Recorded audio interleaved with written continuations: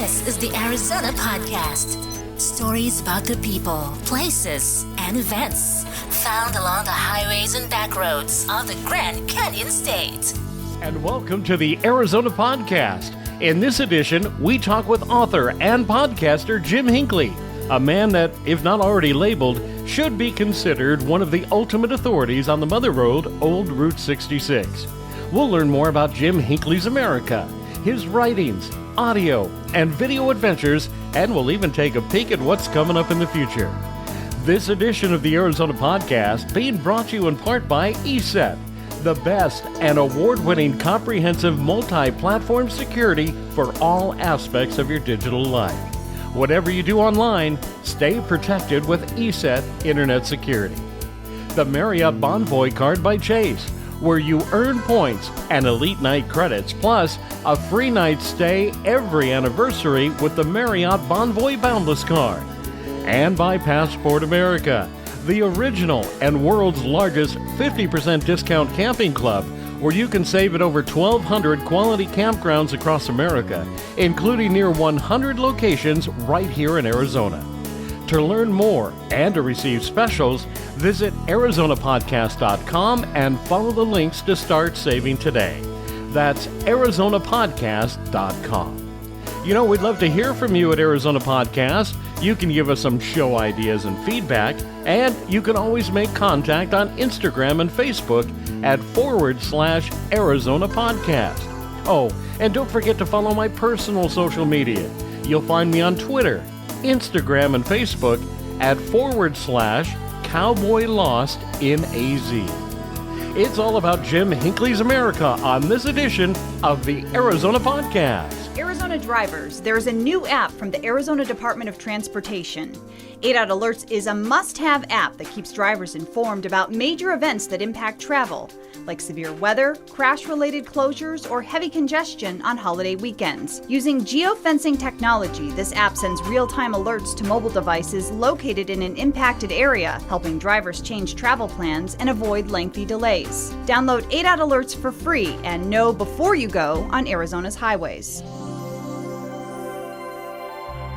So if you haven't picked up on it by now in these past podcasts, I can't wait for the Route 66 Centennial in 2026. Now, Mary and I are just in the beginning stages of securing locations along the Mother Road here in Arizona for live podcasts, as well as doing some interviews and recording shows that we can broadcast later. Now, so far, the cities of Winslow, Williams, and Kingman have graciously agreed to host us for these podcasts, and we seriously can't wait for this to happen. If you Googled my guest, Jim Hinckley, it would probably tell you everything you'd need to know. Now, Jim Hinckley is an internationally acclaimed author, lecturer, historian, tour guide, and tour development consultant with 3 primary areas of expertise. There's Route 66, the American Southwest, and the American automobile industry. Now, trust me, the list of other titles and areas of expertise can go on. And I do have to tell you, as a big Route 66 buff, talking to Jim today is kind of equivalent to, Lil Charlie Bucket walking into Bill's candy shop in search of that golden ticket. So with that said, Jim Hinckley, welcome to the Arizona Podcast. Good morning, sir. With an introduction like that, I might need a bigger hat. How are you, sir? I'm doing fine. And I think I talked to you just briefly prior to recording this podcast. One of my goals is to, one, I don't smoke, but share a cigar with John Hamm, and the other one is to sit down over a cup of coffee with you somewhere in one of those beautiful canyons you sit in that we see on Instagram every day. That'd be great. I would enjoy that conversation. Me too, sir. So let's talk about you. You, to me, would be one of the top experts of Old Route 66. Now, I don't know if you've listened to the podcast, but in 1969, Father moved. He was part of GM and got transferred to Los Angeles. So rather than just move us out to the West Coast, we piled up a 1964 Buick Riviera and a Bel Air station wagon And we moved the family, the tribe, from Cleveland, Ohio, joined Route 66 at the bottom of Illinois, and made our way all the way to Los Angeles. It was a 9 or 10-day trip. I have to tell you, Jim, I remember every stop along the way. But one of the biggest parts of Route 66 that I remember the most was Tucumcari, New Mexico, west to California, and of course, Arizona. I remember going by Chief Yellow Horse. I remember going by the Painted Desert and Petrified Forest. I remember going by Winslow. I remember going to the Meteor Crater and the Grand Canyon. There is so much to see just in the state of Arizona. That's why Mary and I are so focused in sharing this with the people listening to Arizona Podcast. You probably have a long list of secrets, and that's what I want to talk to you about today. Let's pick your brain not only of the history of Route 66, but let's stay focused on Arizona later in the broadcast and find some great places and little gems that we can share with our listeners. So, share with us the history of Route 66. Well, Route 66 is not America's, it's not its most scenic highway. It's not its most historic. But from its very inception, it's always had the best press and publicity. And as a result, it long ago transcended its original purpose. It's morphed into a living time capsule, a museum, if you will, with an overlay of Disneyland. It has an international fan club. It has a vibrancy and a passion in the Route 66 community that defies logic or understanding. Perhaps the most amazing thing of all is, with all this popularity internationally, Route 66 officially doesn't exist. Yes. And I find that kind of astounding. I was going to say, several years ago, I was privileged to speak at the second European Route 66 Festival in Zlin, the Czech Republic. Wow. And there were over 20,000 people from 10 countries celebrating Route 66, America, American cars, American music. There's a reason they don't give Zlin away on game shows. You can't get there from anywhere. Right. And yet there was people from as far away as Brazil celebrating this highway. I find it kind of interesting. We do the social media circuit, of course. We have Facebook and Instagram and Twitter. But on our Instagram account, we're still trying to build that base up. If somebody were to come by our Instagram and look at the people that are following Arizona Podcast, I'm going to tell you at least 10% of those following are from foreign countries. Yes. It's kind of a cult thing, which I think is awesome. I welcome them with open arms, and if there's something they can learn and share about Route 66, but it's a culture. Yeah, like I say, I have to pinch myself a lot because, like you, I Route 66 is important. My trip west was a little bit different than yours. My dad got out of the service in Michigan. He was Navy, World War II, and then Coast Guard in the later years on the Great Lakes. And I can't make this up. I'm not imaginative enough. When he got out of the service in the summer of '66, he literally threw a dart at a map. And it was Yucca, Arizona was the closest. And he bought some property on a boondoggle, land boondoggle. It turned out to be along the old alignment of Route 66 below the Black Mountains. And like the grapes of wrath, we packed up everything in an old rusted out Chevy Viking and headed west. Isn't that amazing? So, I'll tell you, that summer of the 60s, to me, I when you say that a lot, it's not scenic. It's just an old road. I was 9 years old, and I can still vividly remember going all across the flatlands and seeing things that I probably would have never, and I haven't seen since. It's a scenic highway. What I meant was, it's not our most scenic. Right. You take US 6 through the Colorado Rockies or US 2 up around the Great Lakes. There's highways that are just as scenic, if not more so. Right. But this highway has come to symbolize America. I had a fellow in the Czech Republic tell me that growing up in a communist country, watching bootleg copies of Easy Rider and TV show, bootlegged recordings of the Route 66 program, and Harley Davidson, the open road, but especially Route 66, came to symbolize freedom. And he said for his generation, Route 66 came to symbolize freedom like the Statue of Liberty did for a previous generation. Wow, what an observation. Yeah, pretty profound. It is definitely Americana. And in California, I brought it up a few times, California is just an epic fail in keeping Route 66 alive. I can't tell you, it's been over a decade now that you cannot connect between old cities. The roads and the bridges got washed out, and they haven't repaired them.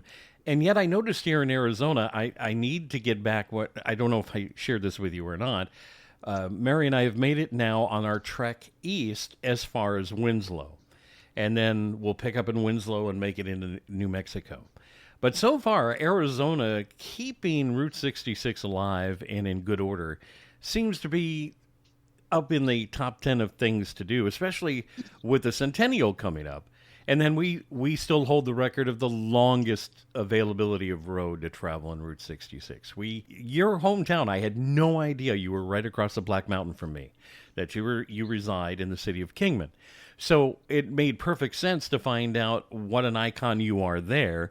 You're actually doing their, what is it called, their audio tour.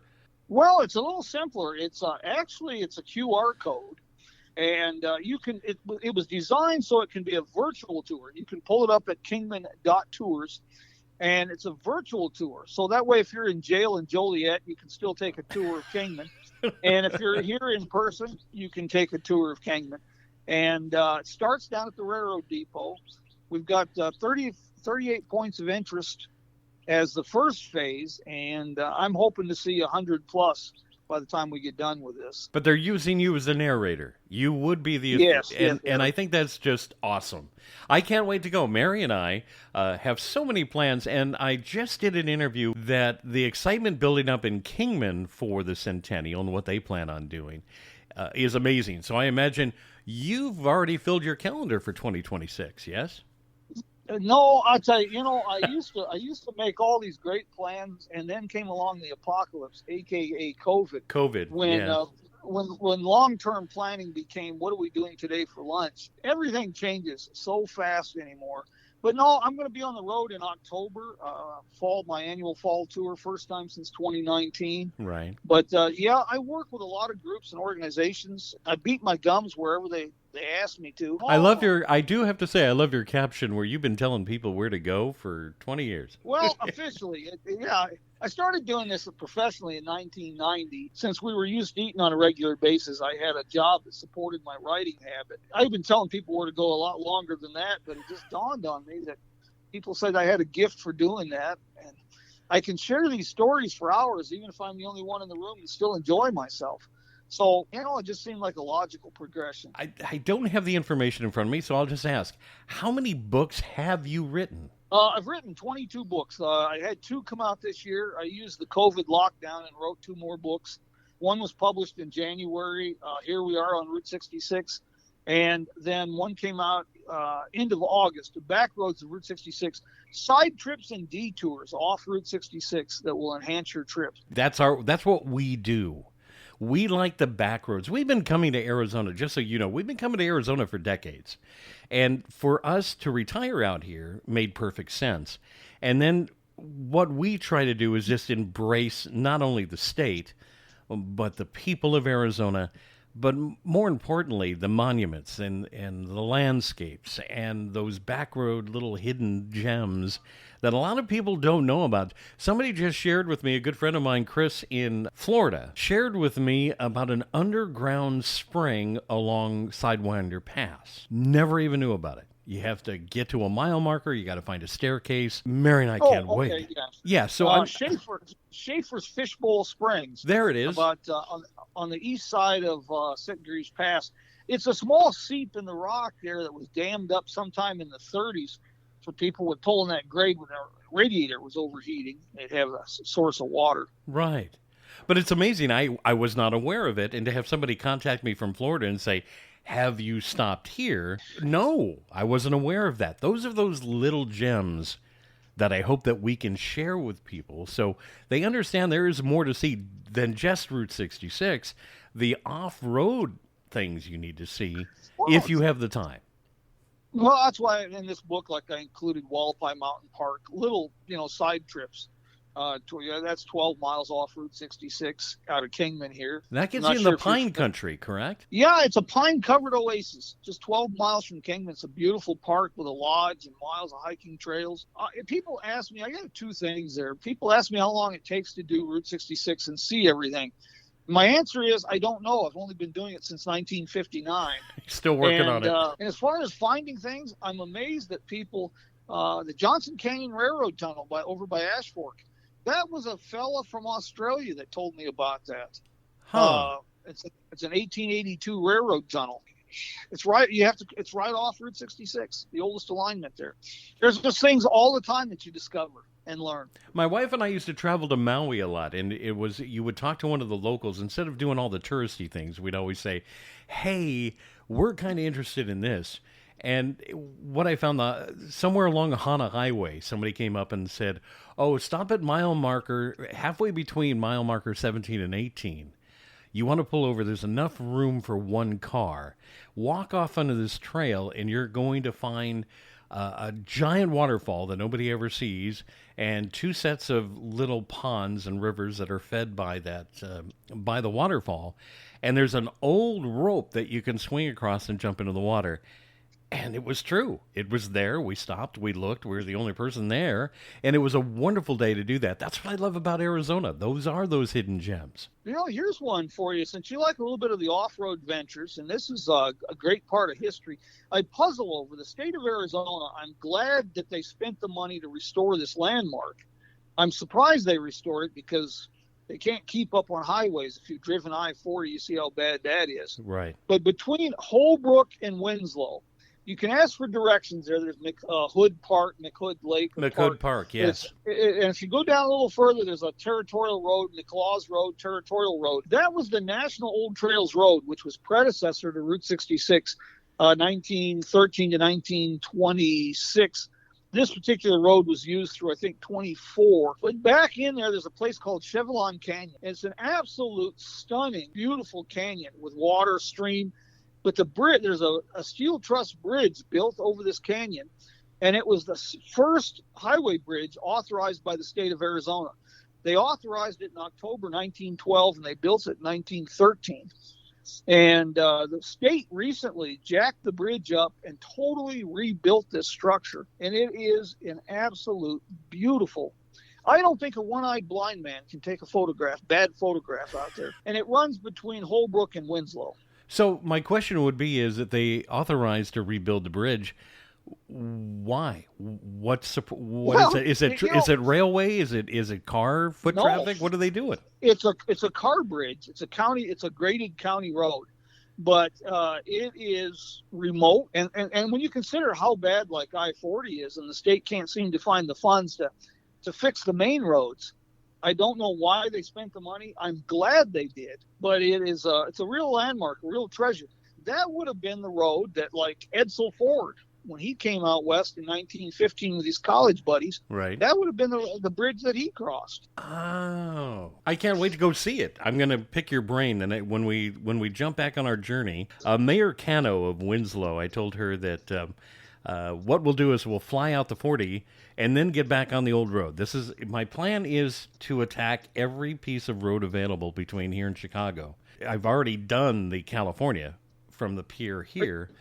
Now I want to continue my way there. So Interstate 40 will be my flying spot unless we do the 4 or 5 day trip.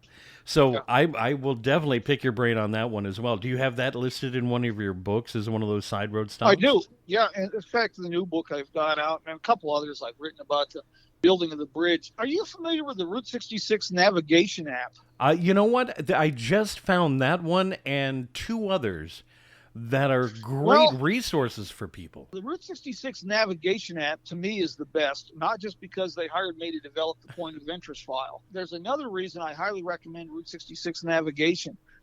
The fella is a passionate Route 66 enthusiast. Okay. A percentage of his proceeds all go towards restoration projects. And before COVID, in fact, he'll be back in October, but he spends probably 2 months a year meeting with people, talking with people, making sure the app works, upgrading the app. This shows the international nature, by the way, of Route 66. The developer of that app is Marian Pavel.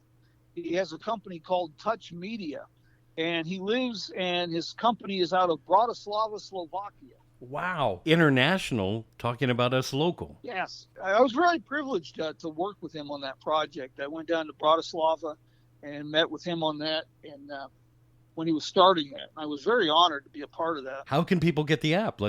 Don't be shy. It's real simple. Route66navigation.com, and the app is the point of interest file that has museum hours, restaurant hours, all that kind of information. That's all free. It's only when you download it that he has a small charge when you download it and use it as a navigational tool. Oh, understood. The rest of it's all free.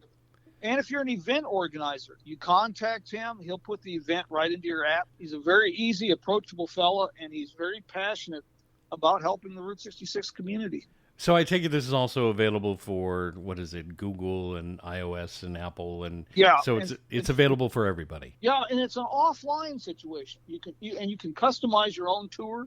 You can use it to set up. And he just inked a deal with Apple CarPlay. Oh, good. So so that'll be another aspect. There's so many little side trips, and as far as following Route 66, I when people ask me about following Route 66, my question is, which one? You mentioned the Black Mountains here in Oatman, Sitgreaves Pass. Well, that's the National Old Trails Road and Route 66 before 1952. After 52, it went through Yucca, Arizona, where I-40's at. Right. And in New Mexico, before 1937, the road made a big loop from Santa Rosa, New Mexico, up through Santa Fe and down to Albuquerque. And then after 37, it basically followed the route of I-40 on a straight line from Santa Rosa to Albuquerque. So when they ask, I always ask them, which Route 66? Right. Again, probably like me, there's a lot of people out there that are going, I'm not aware of that. How do I find that? And then you're saying that on this app, the point of interest, they'll be able to find different routes that they can take, correct? Yeah, he's got all the different alignments, even the dead end, truncated alignments. He's got them all pretty much chronicled and documented. It makes it a lot easier. There's a group of people out there that they drive by something probably, let's say, a dozen times. One of the things that always got me was Ludlow in California. The Ludlow Cafe that's been there, I don't know, since the 40s, if not the 50s. People drive by it at 80 miles an hour and have no idea the amount of history is just at that roadside stop off the 40. There's Topak 66. If you were to take, Interstate 40 and then jump on the beginning of Route 66 there, just stop off at any of these places and you're going to find so much history. Old railroad trestles. You're going to find, like you said, old water stops for people that, had to carry bags of water to keep the radiator cool. Well, there's a couple of things. Ludlow, next time you're in Ludlow, at the Ludlow Cafe, take the road, the street that runs alongside the cafe and drive south to the railroad tracks, about 3 blocks. Okay. You'll be amazed. There are blocks and blocks. In fact, it's called Main Street back there. You'll find blocks and blocks of foundations and staircases and sidewalks.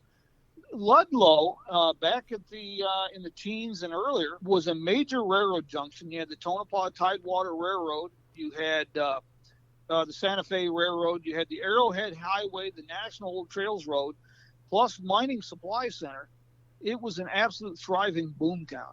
Oh, absolutely. I've heard stories, but I didn't know it was accessible. Yeah, it's real easy to get to and accessible. Here in Arizona, like you mentioned some of these sites. Well, Sitgreaves Pass, that beautiful scenic section there.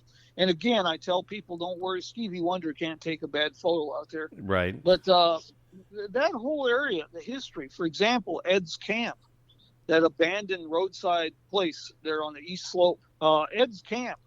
If you look at the sign by the trailer park and towards the back of the property, you'll notice an L and M on the gateway. And that stands for Little Meadows. Before Ed's Camp, that was known as Little Meadows. And it was part of a Native American trade route that connected the tribes here, the Zuni tribe, the Hopi, with the coast of California. And Father Garces camped at that springs during his expedition in 1776. Ed Edgerton started that Ed's Camp about 1919. Just the history is palpable. Louis Chevrolet stopped there for water during the 1914 Desert Classic Auto Race. And the sense of history is just palpable. Let's not discount the big tourism draws to Arizona. I mean, we have the Grand Canyon, the Painted Desert, Petrified Forest. I don't remember this back in the 60s. I had no idea that the meteor crater was not a national monument slash national park slash state park. It's privately owned. And Right. Things that I was fully not aware of. Who would have thought that the meteor crater is privately owned? But all of these attractions, even the Grand Canyon, which is a slight detour off Route 66, but Walnut Canyon, the Painted Desert, Fred Harvey, working with the railroad, really started that tourism boom to the Southwest at roughly the turn of the 20th century. But that was the draw with like Edsel Ford, Emily Post. That was the draw for the National Old Trails Road, which became Route 66. And that was a big marketing campaign for the U.S. Highway 66 Association, that this was the scenic route to Los Angeles. The Grand Canyon, the Painted Desert, they pushed this, Right. Really hard. And that's why when Edsel Ford went out to California, he was going to the Panama Pacific Exposition in San Francisco. But he turned south and came through here, made a loop because of the scenery. Oh, it is beautiful. For people that think of the desert Southwest of, nothing but, sand and cactus, there is a beauty here. Mary brought it up. Mary had to go through kind of a transition, and that was moving from San Diego and her ocean and her family and her grandkids, and then we come out here. There was something she had with a conversation with a few folks that had been here already for maybe 10 years or so, and she said, it's so beautiful here. And I don't think people actually see the beauty until you come out. How many hundreds of thousands of people come out every year to, jump on the Colorado River and play tourist? You need to add a couple more days. I tried to tell somebody the other day, I was talking to the mayor of, just recently, talking to the mayor of Williams. And he said, you're not going to see everything Williams has to offer in a day. It's impossible. There's just so much to see in every little community along Route 66. You could probably spend 2 weeks, like you just said. You've been traveling Route 66 since what was it? You said 1959? Yes. And you still haven't seen everything. I'm just talking about the state of Arizona. I mean, Right. There is so much to see here. And I think that was the concept for what Mary and I are doing with the Arizona podcast, is introducing ourselves to not only the community, but sharing with the community what we have found. And then we get to talk to people like you that know so much more than we'll ever know. I wanted to go back to something we spoke of earlier, where the amount of books that you've written. Where do people find your books? Do they find it in local tourist stops, or can they order these online or preview somewhere? Can they get it on Amazon? What's going on? Yeah. All my books are available on Amazon. Most major bookstores here in Kingman, they're sold at the Mojave Museum of History and Art. You can. I don't generally sell books too much. I'm on the road a lot, and it's hard for me to keep up with shipping. But you can get a hold of me through JimHinkley'sAmerica.com, and I can do that. The Wagon Wheel Motel in Cuba, Missouri, has a big bookstore, and they sell all of my books. The National Route 66 Museum. And I recommend people, if they can, try not to do Amazon. No offense to them, but support the little businesses. It's always better. That's one of our mottos, is if you go through a town, I don't care if it's, Winslow or Williams or anywhere along Route 66, stop by, take a look at what they have to offer, and buy a trinket or something. This is what's going to keep this going and keeping Route 66 and those small businesses alive. And besides that, like when you stop at the Jackrabbit Trading Post, it's meeting the people. Route 66 is just a road. It's the people that make it special. It is. That give it that vibrancy. You mentioned Mary, your wife, having trouble coming here. As a kid, when I first moved here, we not only moved to Kingman, but we moved out in the desert below Ed's Camp. And I was a kid from Michigan. I was born in North Carolina, but I spent my summers on folks' farms in North Alabama and Tennessee. So moving out here, I thought this was the place they warned me about in Sunday school. Oh. It was just not a pretty picture at all. And since then, I go out in the morning where I live. I'm a mile from these beautiful canyons near Kingman. I'm out there in the mornings. I'm one of the dry roasted nuts. I just can't imagine living any else place but Arizona, New Mexico, and the Southwest. I'm just hopelessly in love with this country and the people. The Southwest, I have to tell you, coming from, being along a Great Lake, and colorful trees and seasons change and everything was a little different to come out here to California. My mother, God bless her, she loved the desert. She just thought this was the most welcoming thing in the world and the beauty that was within it. And I still remember you could hear my eyes roll when she talked about the desert. It was like, oh my God, I can't believe it. I so totally get it now. It was like I get up in the morning. We're building a house here along the Colorado River that looks at the Black Mountains. We found a piece of property in a beautiful community in Fort Mojave. And the great thing about the property that we bought, we get to look at the sunrise over the Black Mountains every day. And the house isn't done yet at the time of this recording. It's not done yet. We can't wait to wake up and have a cup of coffee watching the sunrise over those Black Mountains. That's the beauty of Arizona. And like you said, Route 66 is just a highway. It's the people and places along the way that make it Route 66. Yes. You get up this way sometime in Kingman. I'll take you out and show you some spots here near Kingman. I post them on my Instagram account every day. I go out there at sunrise. Those canyons that I take pictures of there, that's about a mile and a half off Route 66 in downtown Kingman. Not only is it scenic beautiful, and it's paved access, some of the trails are almost wheelchair accessible. In the history, you have Beale Springs, which, there again, Father Garces, Native American trade route, Lieutenant Beale and his Camel Corps, the Mojave Prescott Road, all have remnants there. And in White Cliffs, out here a mile from downtown Kingman, you can follow the ruts worn in the rock from the old Stockton Hill Wagon Road. Talking with Josh Noble, he was sharing with me those little hidden gems that people aren't aware of that are literally off the main road. There's a place to park, there's a path to follow, and it's right there in your face, and a lot of people don't even know they existed. I was so impressed to find out what's happening in Kingman. Kingman, my wife and I go, we call it Old Kingman and New Kingman. We primarily hang out in Old Kingman. We like that part of the city. We actually enjoy the road getting there. Sure. Sidewinder Pass, just coming, as you head east out of Oatman, I tell everybody that's an e-ticket ride.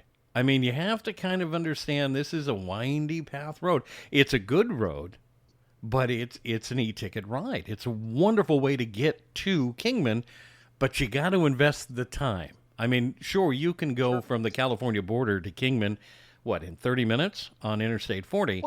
If you take old Route 66, it'll take you a couple of hours, but it's beautiful. Oh, well, yeah, it is an absolute. This is another story for another day, but that's my old stomping grounds. My first paid job was for Ed Edgerton up at Ed's camp. And my pa was one of these people who believed in tossing you out of the boat so you learn to swim. Yes. And I learned to drive on that road. Oh, but God bless you. You're still here, Jim. Yes. But that road, imagine this with the traffic on that road. In 1939, the Arizona Highway Department clocked 1 million vehicles in 1939. That's to me is absolutely mind-boggling. Well, I actually heard a story that people would hire drivers to take them up that road. Well, there's are you familiar with a little book by Jack Rittenhouse called A Guidebook to Highway 66? I am not. It's been reprinted by Rio Grande Press, and it was published originally in 1946 by Jack Rittenhouse. He thought he was going to make some serious money on this. He didn't. But the book now is priceless. It is a milepost by milepost guide to US 66. And he talks about gas station. He talks about events like Dig and Dogie Days in Kingman. And he lists the motels in each town. He mentions there in Sitgreaves Pass, Gold Road actually, that he said there's a garage that will tow your car over the pass. But there's a little story behind this real quick. When you go in through Gold Road by the mine, if you're headed towards Kingman, just as you start making the curves, on the right side of the road, there's a concrete slab with an old garage hoist sticking out of the ground. That's the garage that offered a towing service. And the fellow's name was N.R. Dunton. He'd come out there in the 20s and worked in the garage. He eventually bought the property. He also built Cool Springs. He built that in 1925-26. Well, N.R. Dunton's nephew was Roy Dunton. And Roy Dunton was the tow truck driver up until in the late 30s through World War II. N.R. Dunton moved to Kingman and started buying up things here. And he bought the Taylor Owens Ford Agency in 1946, which is now Dunton Motors Dream Machines. And Roy Dunton and Herb Bidoff bought that from N.R. Dunton. Herb Bidoff was Kingman's first mayor. And Roy Dunton and his son, Scott Dunton, who is the president of the Kingman Route 66 Association, they bought the Chemo Cafe next door in 1992. They repainted it and cleaned it all up, and they turned it into Mr. D's Route 66 Diner. And that diner, the D is for Dunton.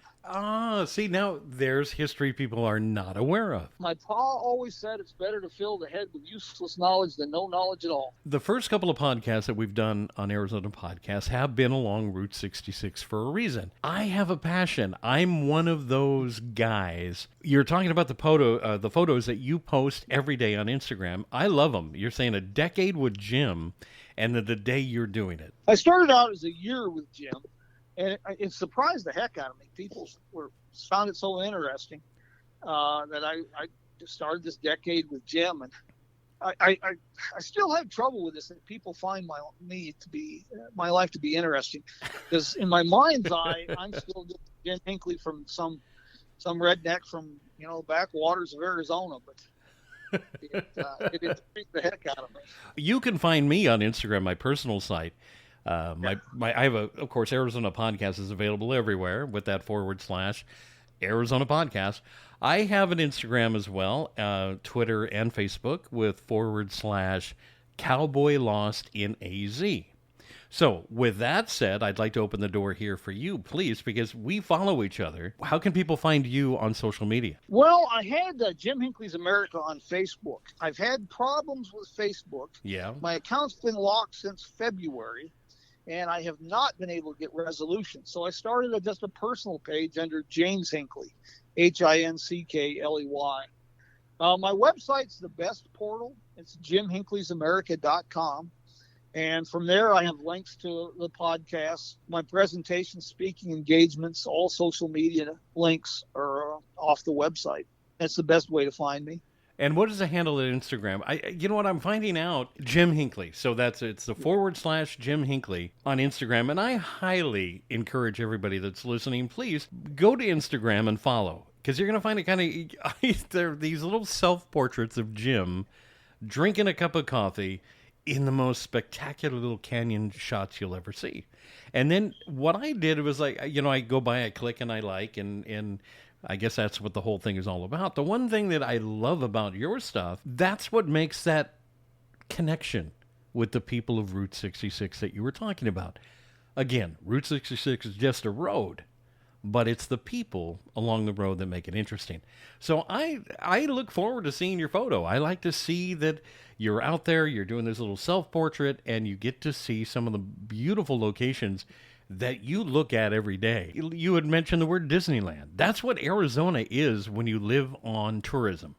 So when you see these people come into town from any country, welcome them and make them feel that they're part of the show. If something tells me, Jim, if somebody met you in the street somewhere there in Kingman, you would talk their ear off for an hour and a half if they let you.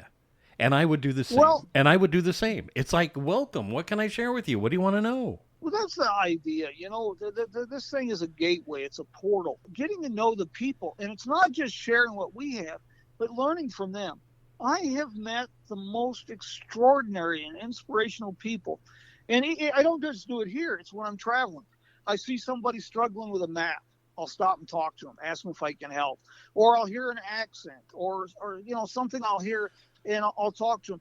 I have met the most amazing people. I met some people. I saw them at Napa, and I was intrigued because they had a quite beautiful Chrysler Airflow in the 30s with a teardrop trailer. And it turns out these dear people were celebrating their 60th wedding anniversary. Just when they'd gotten married, they had a Chrysler Airflow, and they had traveled from Virginia, picked up Route 66 in St. Louis, and went to California. And now they were living in Florida, and they recreated the trip.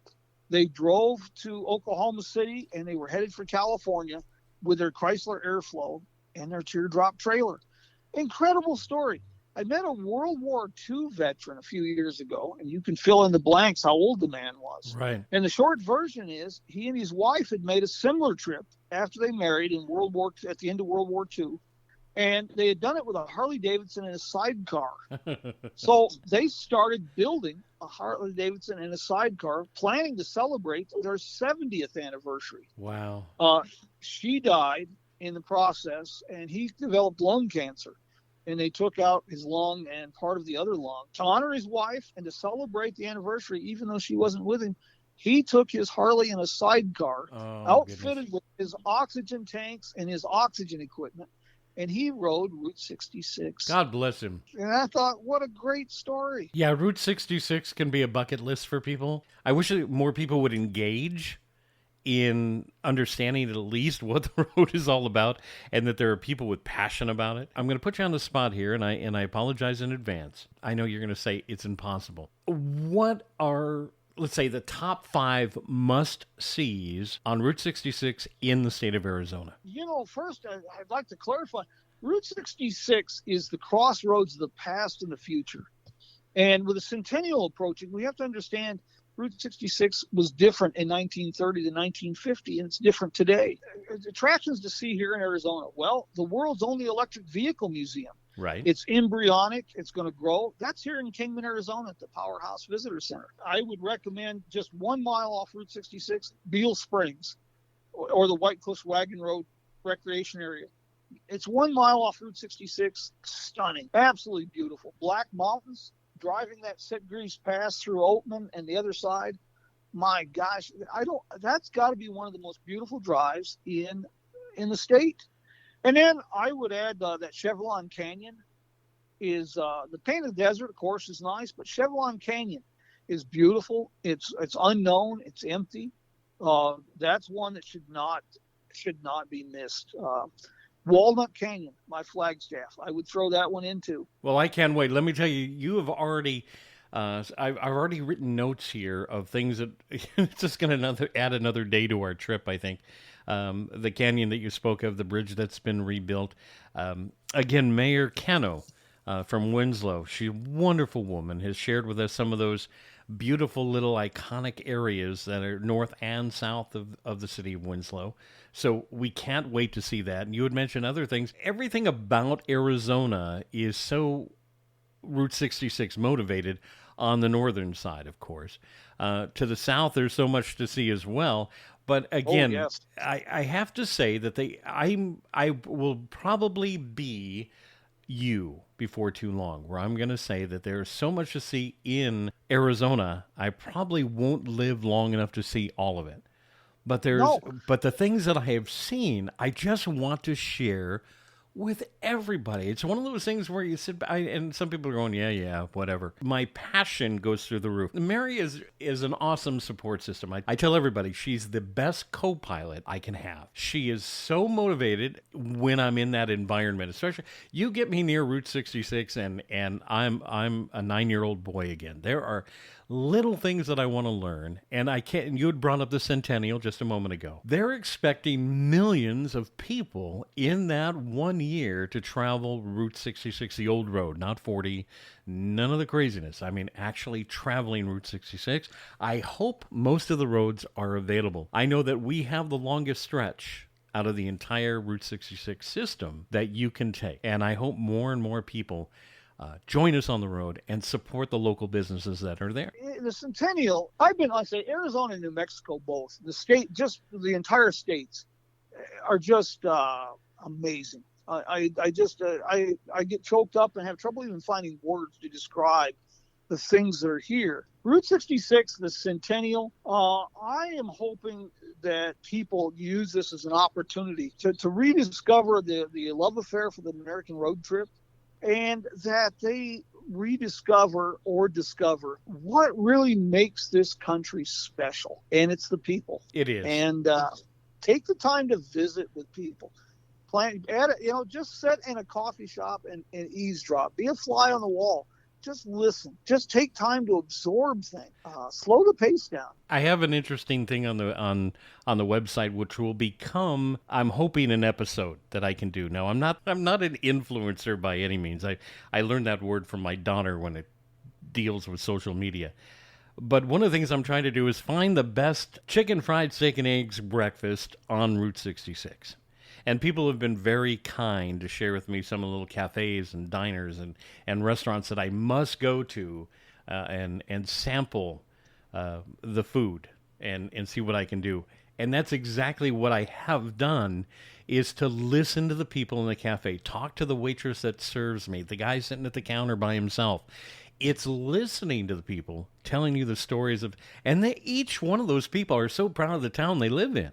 You don't get that. You don't get that in the big cities. My wife and I have a general rule of thumb when we travel. No offense towards chain restaurants, but we try to avoid those. Right. Do local. One of the books that I wanted to share, if it's still available, was a book you titled 100 Things to Do on Route 66 Before You Die. Out of that book, from the stretch, not just Arizona, but from Chicago to L.A., what are the top things to do? And the top three. I haven't read the book, so I'm going to be like one of the listeners. I'm not aware of it.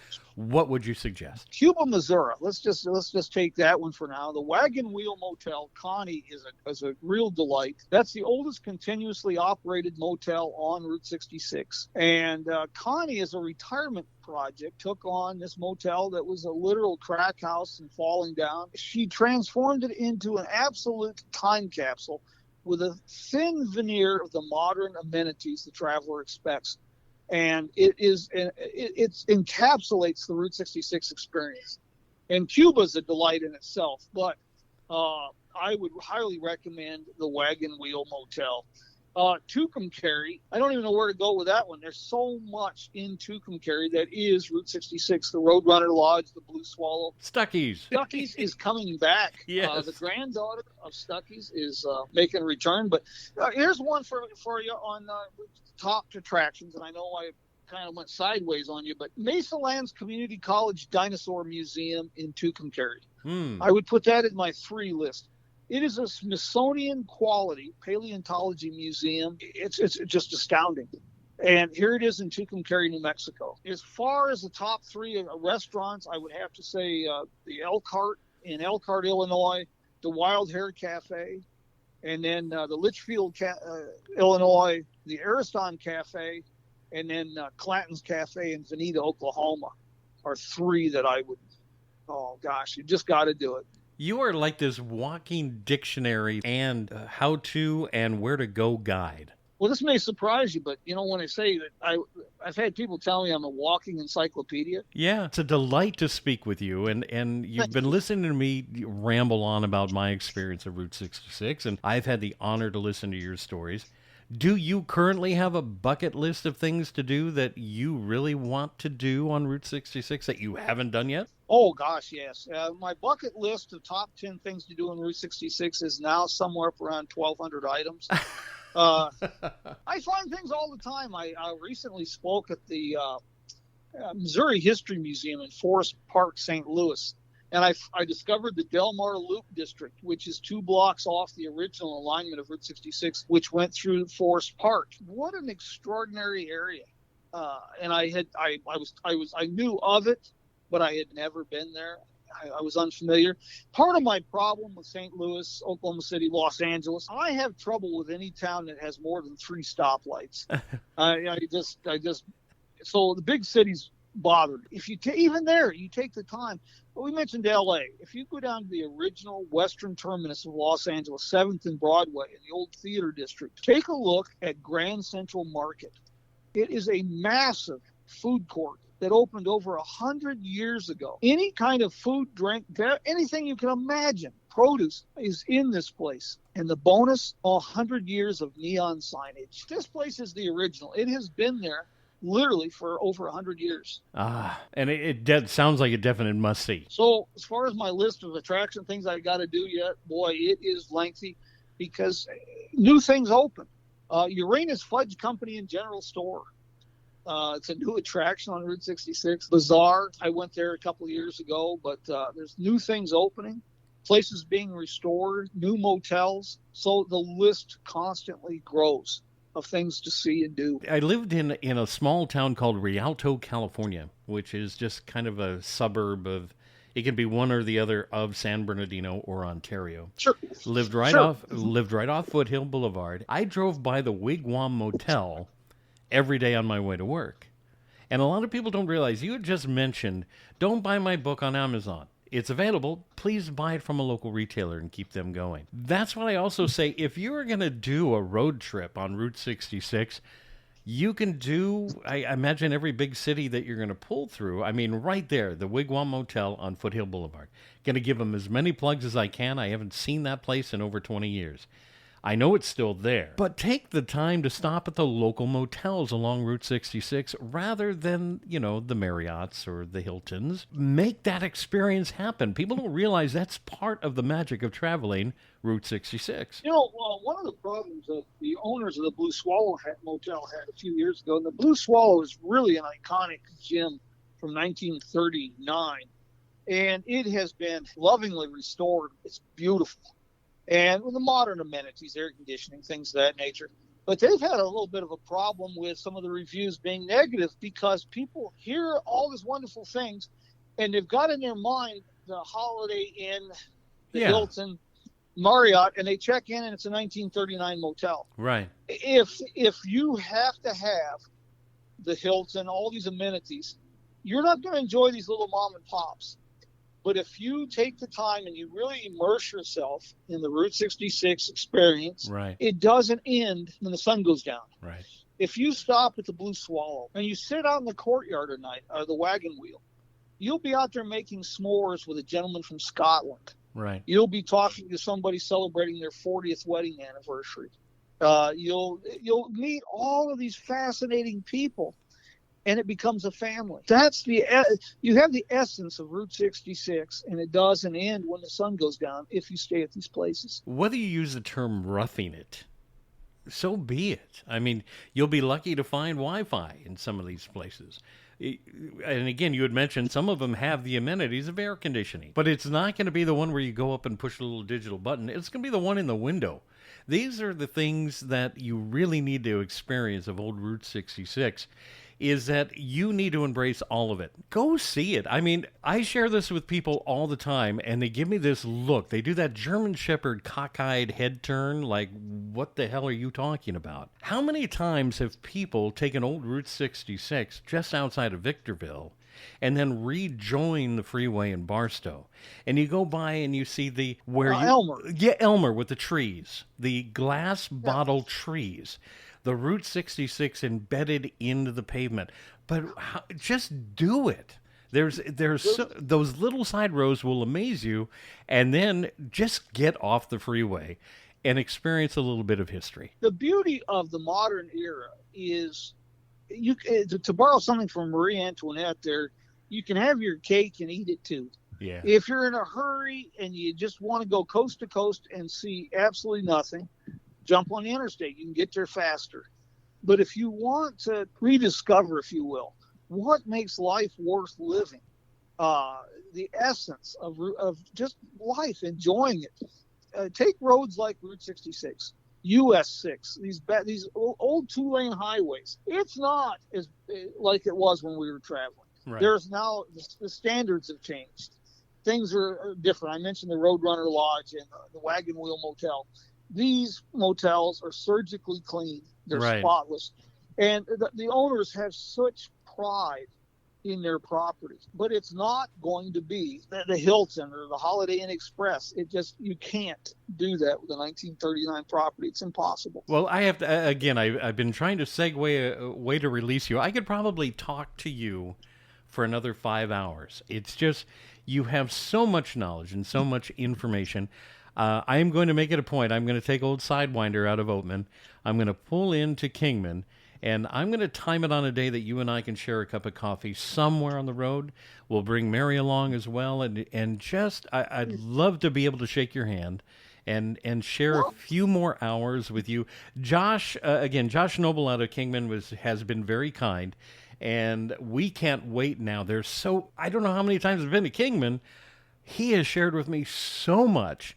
I probably have 2 or 3 more days of fun just on the ideas that he shared with me. You talked about that, seeing the wagon wheels embedded into the rock. There's just, I didn't know that existed, and it's right around the corner. Well, you and Mary come up and visit, and I'll give you the nickel tour. We'll go out to Beale Springs and then the Wagon Road, and I'll show you around downtown. Every community, not just on Route 66, Pierce, Arizona, Tombstone, Bisbee, all these places have rich and colorful history and people. But Kingman is one of those places that everybody has stopped here on their way to someplace else. Right. Even the song about Get Your Kicks on Route 66 mentions Kingman as they're on their way to someplace else. But this is an extraordinary town that is, I mentioned Louis Chevrolet before, but we have a Hollywood history going back, major motion pictures filmed here since 1918. The Andy Devine Boulevard, named after the TV star and movie star. We have an aeronautical history that's astounding. Charles Lindbergh, Amelia Earhart. We've got Arizona history, frontier history here. Just astounding. The last major gold rush in Arizona. All kinds of celebrities. Louis L'Amour started his boxing career here in Kingman. Clark Gable, Carole Lombard, married here in Kingman. Movies all the way up to Fear and Loathing in Las Vegas. Scenes were filmed here. And the history is just deep and rich here in Kingman. And there's a lot of people, you had mentioned movies and things. You touched on it for just a second earlier in the broadcast, talking about rodeos. I'm a big pro rodeo bull riding fan. That's the old cowboy in me. And, I'm the first one to scream cowboy up. It's one of those things where Cody being from there's a history of rodeo in Kingman. And then to speak with the former mayor, Jen Miles, she had mentioned all the firsts that Kingman have. You had mentioned the airport, Charles Lindbergh. It's become a hub for trucks. It's become a hub for railway. Everything kind of centers around Kingman. And then you also mentioned the fact that it's mentioned in the song. Well, you mentioned, a couple things. First of all, here's a little teaser for you. Kingman is situated on a trail system and a road system and a railroad system. We have a easy to trace 1,000 plus years history as a transportation corridor center. Rodeo. Years ago, my John Wayne period, I never outgrew. Rodeo seemed like a good idea. I was a saddle bronc rider. Oh, you and Chris Ledoux. Chris Ledoux. I had bull riding. I always thought that was God's way of eliminating crazy people. But don't let the PBR hear you say that. Yeah, Kingman, we have 1,000 plus years of history right here as a transportation corridor. Yeah, there's so much more for me to see and do in Kingman. I can't wait. Every time I look at the calendar, do I have enough time to go out today and see something? So what I'm going to do is I'm going to coordinate, because I still owe a handshake to Josh. I'm going to find a way for us to do that. Now, you told me when we were trying to schedule our interview that you get up at 4 a.m. You're an old work hand, so that's when your day starts. I'm going to find some way to make it out to Kingman at sunrise and have that cup of coffee, if you wouldn't mind. I know that's kind of your quiet time, is to sit out there in those canyons, but I'd like to hear some storytelling as the sun rises. You come up and join me. We do that in a heartbeat. Absolutely. Okay, so there you have it, everybody. This man knows pretty much everything you'll need to know about Route 66. His books are available. Like you said, yeah, they're available on his website and they're available on Amazon. But if you're going to travel Route 66, pick up your books at one of the local merchants. And then you can find him, JimHinkley'sAmerica.com. And that'll lead you to his social media pages that you'll find. Again, if you're not familiar with Jim, learn more about him, because by learning more about him, you're going to learn more about Route 66. And what I love about it, I'm a big fan of your Instagram page. That's that daily photo every day, a decade with Jim. I'll keep following. I'm going to keep clicking like. I have to tell you, again, for me, I could talk hours about Route 66 with you. I'm hoping that our listeners got to learn a few things about the Mother Road. But I'm telling you, 2026, that's a bucket list thing for me. I cannot wait to get out on the road, do some live podcasts around the way, and I hope that you'll be able to join us on the road. Well, it sounds good. I've got plans to do. Every year I try to take a fall tour, refresh my memory, meet new people, and gather information. And I'll be doing that, of course, this year. And one of my projects, I blame it, I should say, on COVID-induced fever. But I bought a 51 Chevy panel truck that I am building. Nice. And I'm going to turn it into a rolling Route 66 information station with, it'll be a studio for our programs, a bookstore, but it'll also be filled with visitors guides and rack cards and anything I can do when I meet people on the road to tell them where to go. And you won't mind being told where to go. You know what? It just reminded me when you had brought that up. Jim Hinckley's America.com. They can find your podcast there as well, or do you have another address for that? I have links to both podcasts there, as well as the YouTube channel. Everything I'm doing is there. Let alone, I thought you had one podcast. Now you have two and the YouTube. Well, I started working with Stan Husted earlier. My other passion, of course, is automotive. They tie together. Okay. Like I mentioned Ed Ford several times. I do the Sunday morning podcast, Coffee with Jim. That's travel. That's a live interactive program that is then archived. And we just talk about travel, Arizona, anywhere, different subjects. The other one I started in late July was Car Talk from the Main Street of America. And we talk about the American auto industry and inspirational people that have contributed to this. And there's a little bit of travel mixed in. We talk about car museums, things of that nature. But it's the inspirational people like the blind fella who invented cruise controls. Jim Hinckley's America.com is where you get leads to social media, podcasts, videocasts. Jim, thank you so much for joining me on the Arizona podcast, and I cannot wait to shake hands and share a cup of coffee. Sounds good, sir. Thank you. Program terminated. Thank you for listening to the Arizona podcast. For more information on our podcasts, the people, places, events, or the sponsors heard, visit ArizonaPodcast.com. Available for download everywhere.